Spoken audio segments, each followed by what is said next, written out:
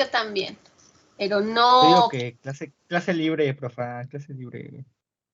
¿Tema por vista? Una vez al año no hace No, daño. mejor no. Depende. Yo digo- ¿Cuál tema es? Tema por vista, perfecto. Pero no creo. Esta parte en específico, que es la revisión de los casos de estudio, híjole, esa sí no se aprende leyendo, ni buscando, ni viendo un problema resuelto. Sí necesitas la retroalimentación, la interacción para entender por qué pasa o no pasa. Entonces, sí, mejor nos apuramos y a ver si salimos temprano. Pero sí es importante terminarla. No, así. Perdón. Es que se ve mejor cuando solo comparto, porque quiero que vean. Se ve más grande. Bien, entonces nos quedamos en las tres primeras, que eran los departamentos, las camas y los empleados. Entonces, siguiendo la redacción, viene experiencia laboral, que esta es muy sencilla. Ya si entendimos la primera parte, experiencia laboral solo está relacionado a los empleados. No tiene nada que ver ni con los departamentos, ni con las camas, ni consigo misma, ni con cualificaciones, la asignación semanal, los pacientes, los parientes, nada más. O sea, la experiencia laboral es del empleado y nada más.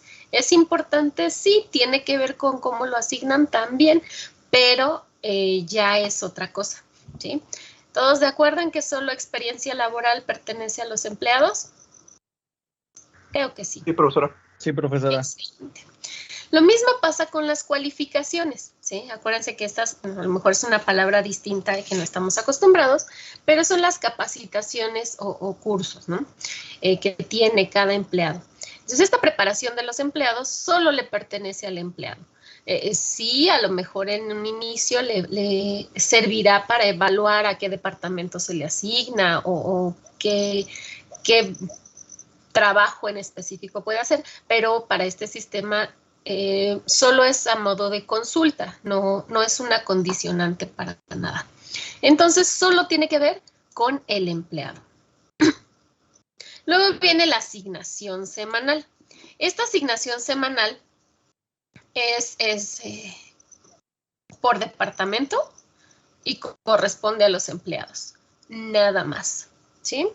La realiza la jefa de enfermería cada semana y solo tiene que ver con esas dos partes, que es por departamento para un conjunto de empleados, nada más.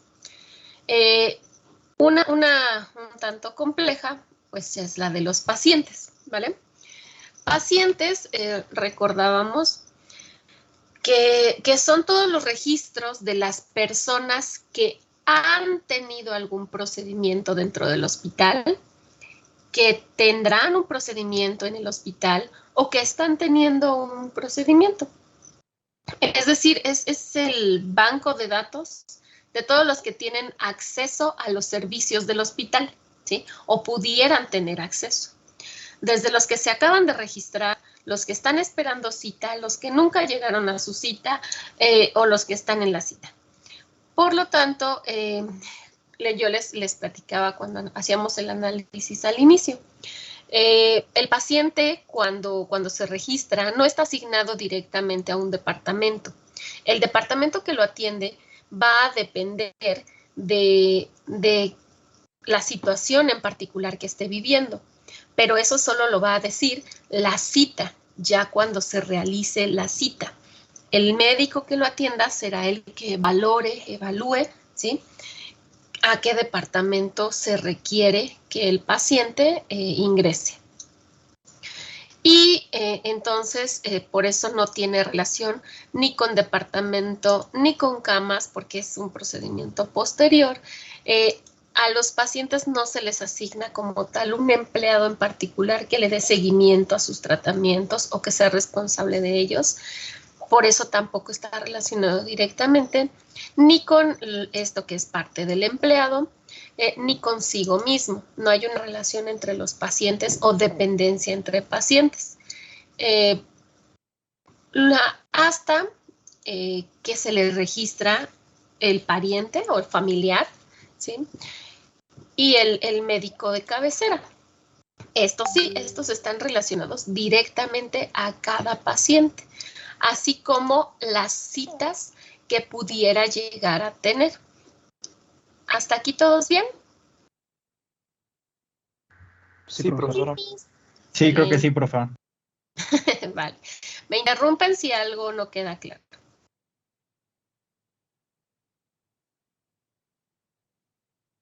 Luego,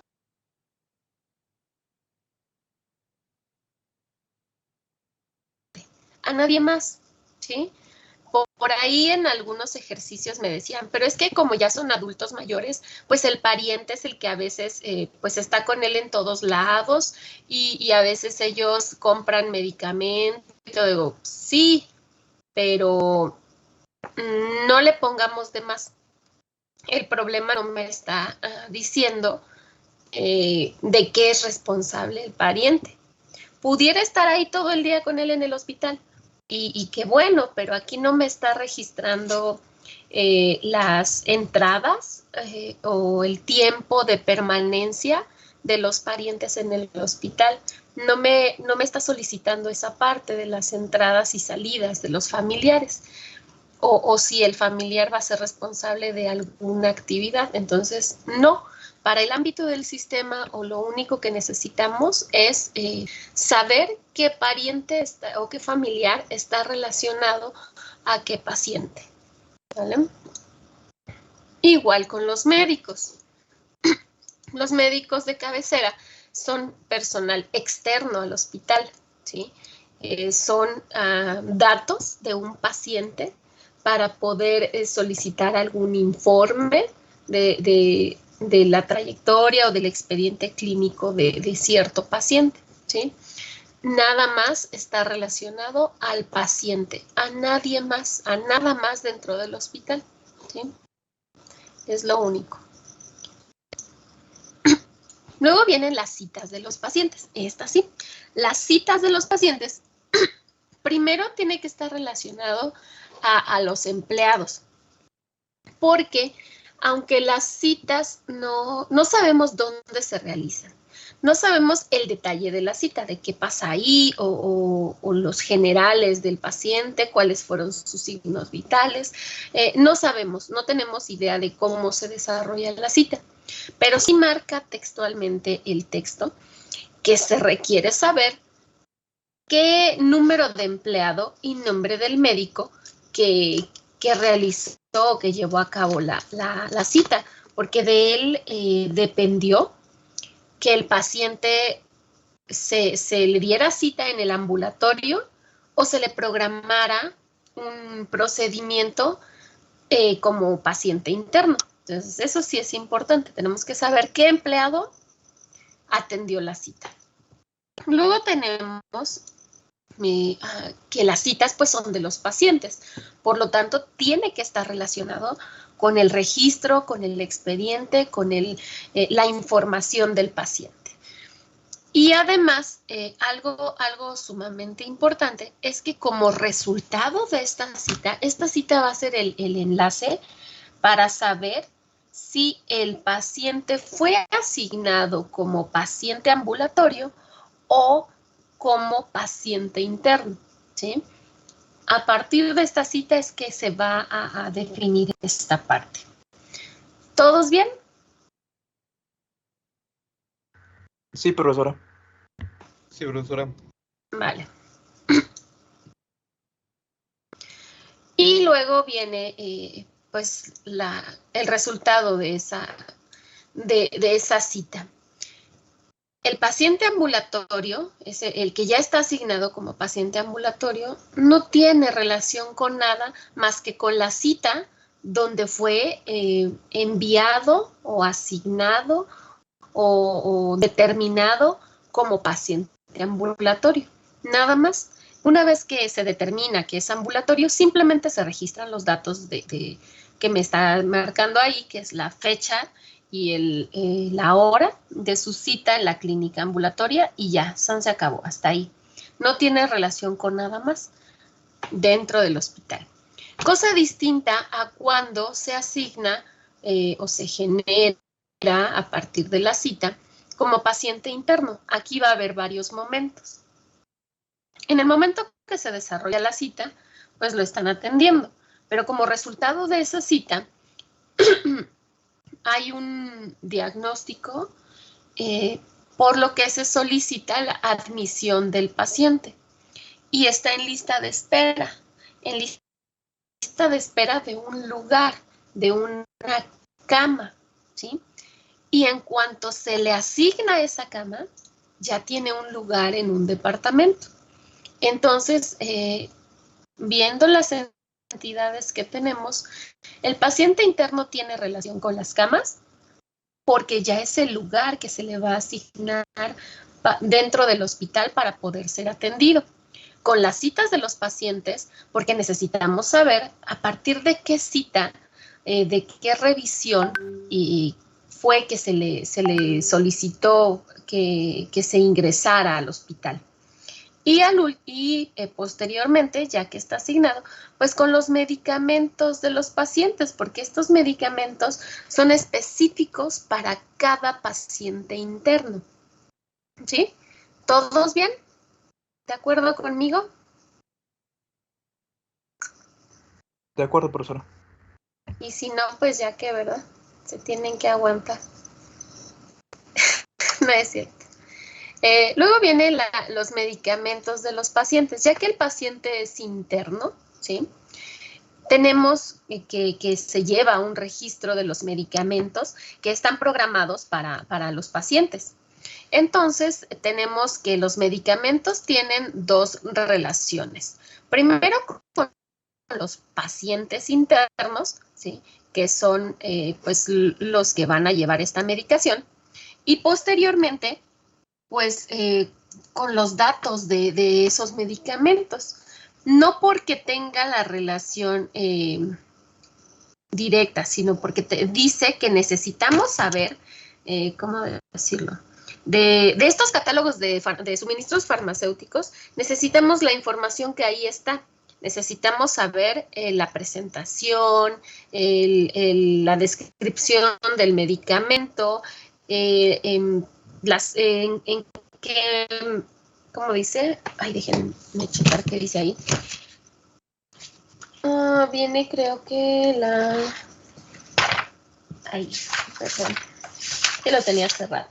Ya, ahora sí. El nombre del medicamento, la descripción, la dosis, el método de administración, ¿sí? Y ya en particular el medicamento del paciente, pues va a tener las unidades de ese medicamento diarias y las fechas de inicio y fin. Pero necesitamos relacionarlo con los suministros farmacéuticos para conseguir la otra información o la demás información, ¿sí? Luego viene lo que corresponde a la administración de precisamente estos suministros. Primero tenemos dos catálogos, que son los suministros quirúrgicos y no quirúrgicos y los suministros farmacéuticos. Me habla la redacción de que yo tengo una especie de almacén general, ¿sí? Dentro del hospital, un pequeño almacén. Y que en este almacén, pues yo tengo estos tipos de suministros, tanto quirúrgicos como no quirúrgicos y farmacéuticos. Entonces, dentro del hospital, este almacén, pues tiene todo esto. ¿Cómo llega hasta el paciente? Bueno, está ahí en el almacén. El almacén tampoco es parte del ámbito del sistema. El almacén es un área a la cual no tenemos acceso, pero de la cual necesitamos los suministros. Entonces, habla de que estos suministros van a ser solicitados por las jefas de enfermería de cada departamento. Y las jefas de enfermería de cada departamento van a llenar un formato. Y este formato pues va a tener dos apartados de información que son los que están acá adelante, pedidos de los departamentos y los suministros solicitados. Entonces, a través de este formato que conforman estas dos entidades, el personal o los empleados que están capacitados y que tienen habilitada esta función, van a solicitar los suministros. Entonces, como tal, los suministros, ¿sí? En este caso, el suministro quirúrgico y no quirúrgico solo va a estar relacionado al funcionamiento del hospital a través del suministro solicitado, ¿sí? Si lo solicita la jefa de enfermería, entonces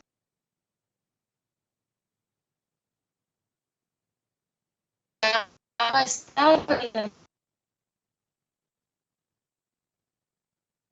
más de estar relacionado con la solicitud, ¿sí?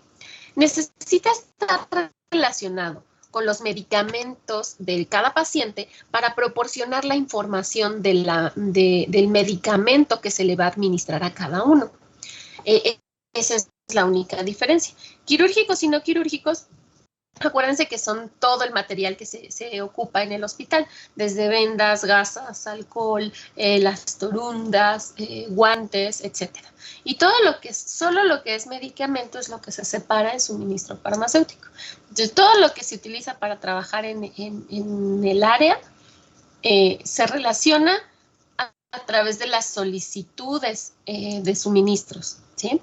Y los farmacéuticos a través de esa solicitud que hace la jefa al almacén, pero también con lo que se le administra al paciente para obtener la información de cada medicamento. ¿Hasta aquí estamos bien? Sí, profesora. Bien. Entonces tenemos que este formato, estas dos tablas, conforman el formato de pedidos de los departamentos. El formato que nosotros tenemos de ejemplo solo es un formato para suministro farmacéutico, donde se está solicitando para el departamento de ortopedia, morfina, ¿sí? 50 unidades de morfina. Entonces, tenemos por eso tenemos dos campos o dos áreas o dos entidades. Uno es el pedido como tal del departamento, que se tiene que relacionar con el empleado que lo solicita. El pedido es la jefa de enfermería, es el encargado en el departamento, es la persona, no el área física. El departamento está definido por un nombre, una extensión, un número de camas, y eso no faculta o no les da, pues sí, no tiene esa, ¿cómo decirlo?, personalidad para poder hacer un pedido. Quien realmente lo hace es el empleado. Y como cada empleado está asignado a un departamento, en cuanto sabemos el nombre de la jefa que está solicitando el pedido, automáticamente podemos saber de qué departamento lo está solicitando. Entonces, por eso era la transitividad aquí. Entonces, el pedido, si bien es de los departamentos, se relaciona más bien al empleado que solicita ese suministro, ese pedido. Y además, con los... ¿dónde estoy aquí? Con los suministros solicitados, que ya es el desglose de las cosas que va a pedir. Aunque en el formato solo está un registro, pueden ser varios. Puede ser que en un mismo formato, en este que está aquí, en este número de pedido, además de morfina, a lo mejor hubiera pedido la tetracilina que está atrás, o a lo mejor algún desinflamatorio, no lo sé, otros medicamentos. Entonces van a ser por cada pedido varios suministros solicitados, pero cada pedido va a estar relacionado a ciertos suministros solicitados. Estos suministros, ¿sí?, corresponden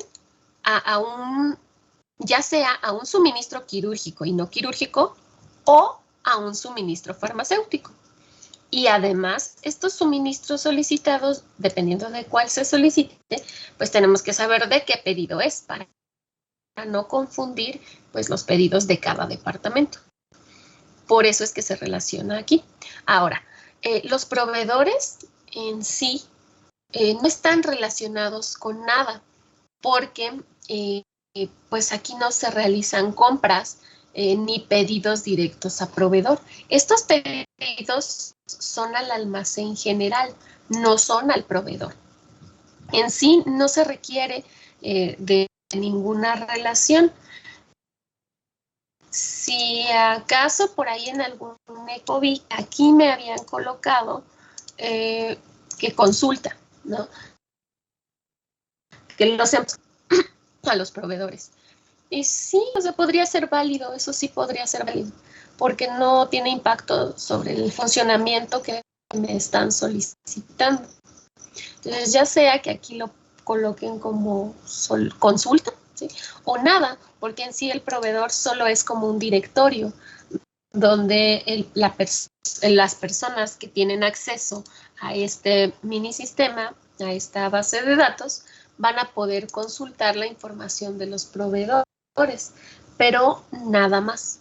No hay otra relación con las demás entidades.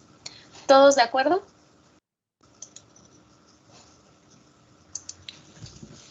Sí, profesora. Sí, profesora. Sí, ¿Seguros? profesora. Seguros, porque ya vamos a pasar a la siguiente parte. Ya que le dedicamos tiempo a analizar cómo se relacionan estos, así ya hay que poner bonito nuestro formato. Acuérdense que en la parte teórica vimos que el diagrama entidad-relación pues es un grafo que se representa con rectángulos las entidades y con rombos las relaciones.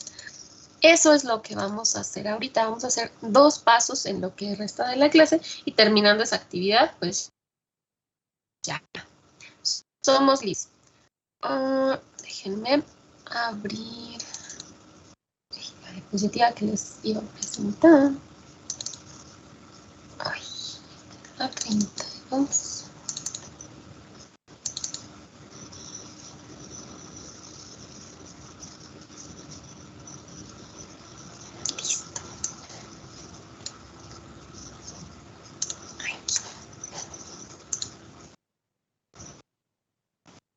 Le comparto. Tenemos que para poder pasar a un diagrama entidad-relación, tenemos todos estos pasos. Ya leímos el caso, ¿sí? Ya nos reunimos en salas para discutir e identificar entidades y atributos. Ya construimos la matriz de relaciones. Ahora nos falta, hoy en esta actividad vamos a hacer el paso 3 y el 4. El 3 consiste en confirmar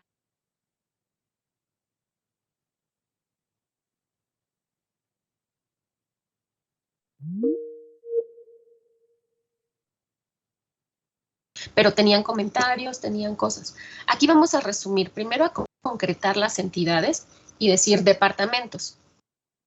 Y entre llaves, los atributos que los componen. Este modelo, al ser conceptual, no tiene tantas restricciones en cuanto al nombre que deben llevar las entidades y los atributos.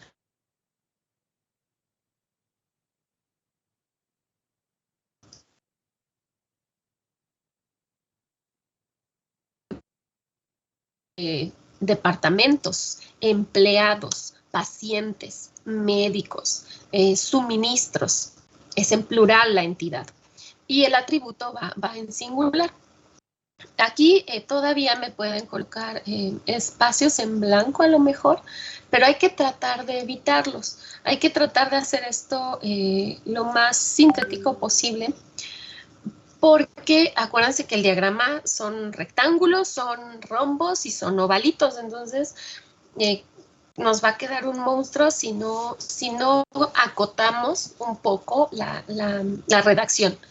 Vamos a procurar que las entidades no tengan más de 2 o 3 palabras y podríamos utilizar, por ejemplo, acrónimos, por ejemplo, NOM para nombre o NUM para número, ¿sí?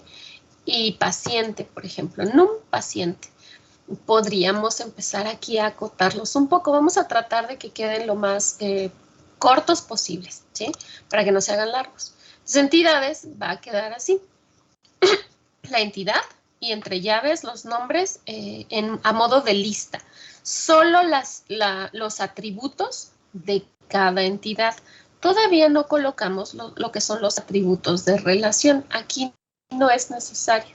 Entonces nos quedamos también solo con los atributos que ya hemos estado evaluando en la lista.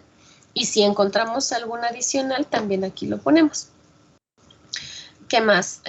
Ya que sintetizamos entidades y atributos, también aquí, por ejemplo, para cuando ya tenemos claro que un atributo va a ser atributo clave, se subraya el nombre de ese atributo.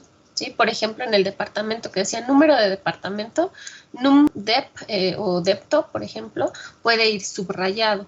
Y así explicamos que ese atributo es el atributo clave. Luego vamos a empezar a dibujar el diagrama entidad-relación. Para eso, pueden hacer uso de cualquier herramienta que conozcan de modelado. Cualquiera que tenga para diagramas de flujo o diagramas de UML, pueden utilizarlo. Yo, en mi caso, tengo DIA. DIA es gratuito, DIA es sencillo, no es ligero, ¿sí? Y por eso fue el primero que instalé. Déjenles muestro qué es lo que van a hacer ahí. No vamos a hacer el diagrama todo como lo vimos al final con todos sus elementos. En este momento solo vamos a hacer el diagrama con entidades y relaciones, sin atributos, sin cardinalidad. ¿Cómo se hace? Déjenles. Es que no quiero que lo vean completo.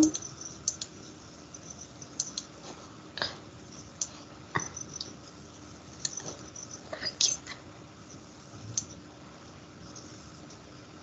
Bien.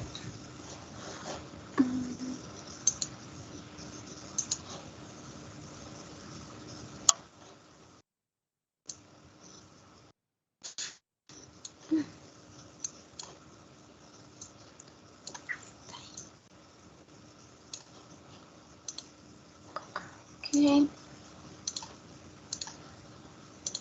Ya, yo les comparto.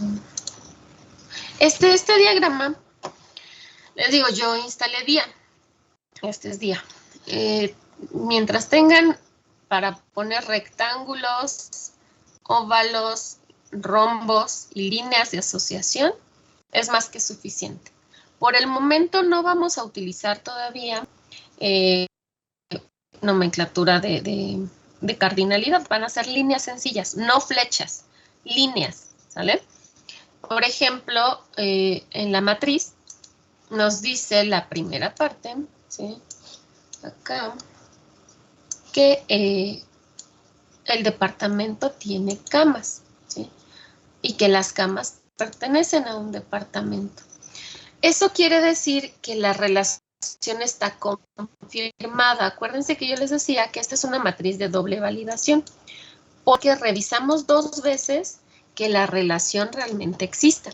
Entonces, gráficamente, yo puedo comprobar o verificar que esta matriz es correcta, porque lo que hay abajo de esta línea roja imaginaria que se muestra, pues está arriba también, ¿sí?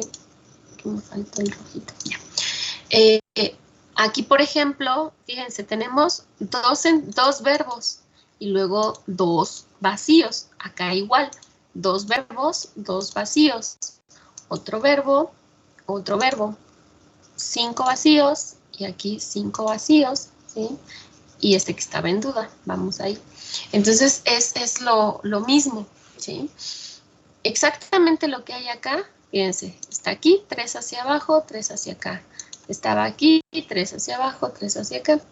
Es lo mismo. Cuando esto queda así, quiere decir que la matriz va bien.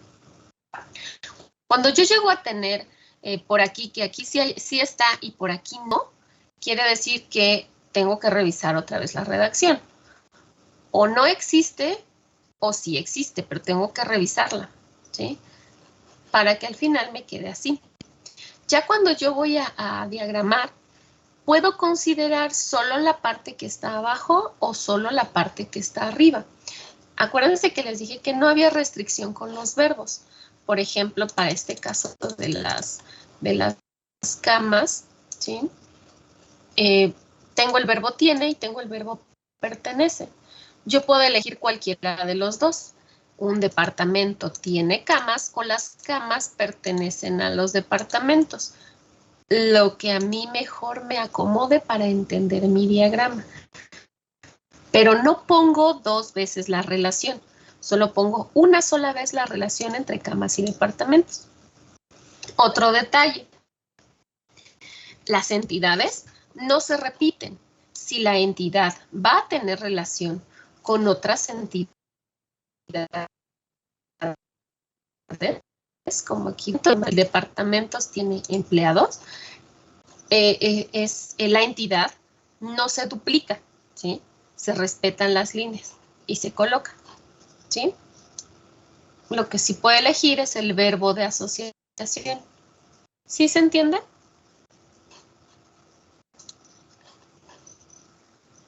Sí, profesora. Sí, profesora. Sí, profesora. Vale, entonces, eso es lo que voy a hacer ahorita. Voy a subir la actividad en la plataforma para que puedan subirla y van a trabajar, pero para esta ocasión no van a trabajar con su equipo.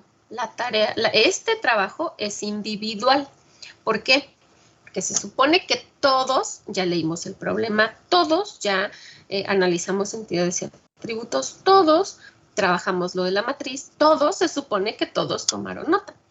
Entonces, he notado que de repente como que se confían demasiado en su equipo y a veces los equipos solo tienen, solapan mucho aparte.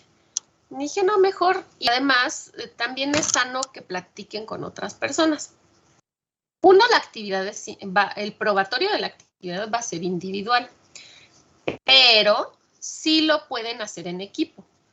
No con su equipo. Voy a crear salas aleatorias para que platiquen con alguien más que no sean los de su equipo, porque a lo mejor ni se conocen.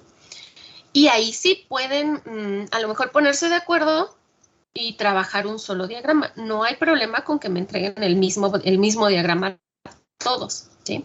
Ya sea que utilicen una herramienta como la mía o que busquen una en internet y que la compartan. Hay varias que están en línea y ahí mismo trabajan todos. Como se acomoden, como les guste, pero no Word, no PowerPoint, por favor.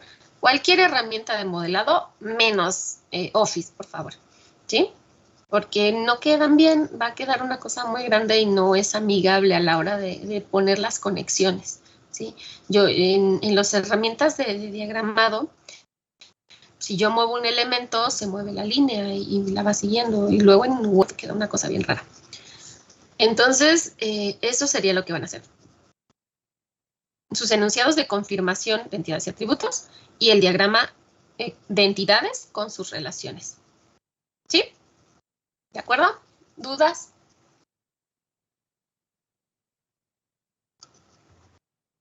Esto lo tenemos que entregar el día de hoy, ¿verdad? Sí, porque es actividad. En cuanto terminen son libres. Así no se llevan tarea. ¿Sí? Sí, profesora. ¿Dudas? Sí, está bien, profesora. Entonces los mandas a las aleatorias para que platiquen con personas distintas y trabajen con personas distintas. Y el probatorio, ¿sí? El probatorio es individual. Cada quien va a ser responsable de entregar su actividad, ¿sí? Aunque sea la misma, ¿ok? Sí, Miss. Ok. Sí, profesora. Sí, profesora. Sí, profesora. Bien, ya se están creando, ya los voy a mandar rápido.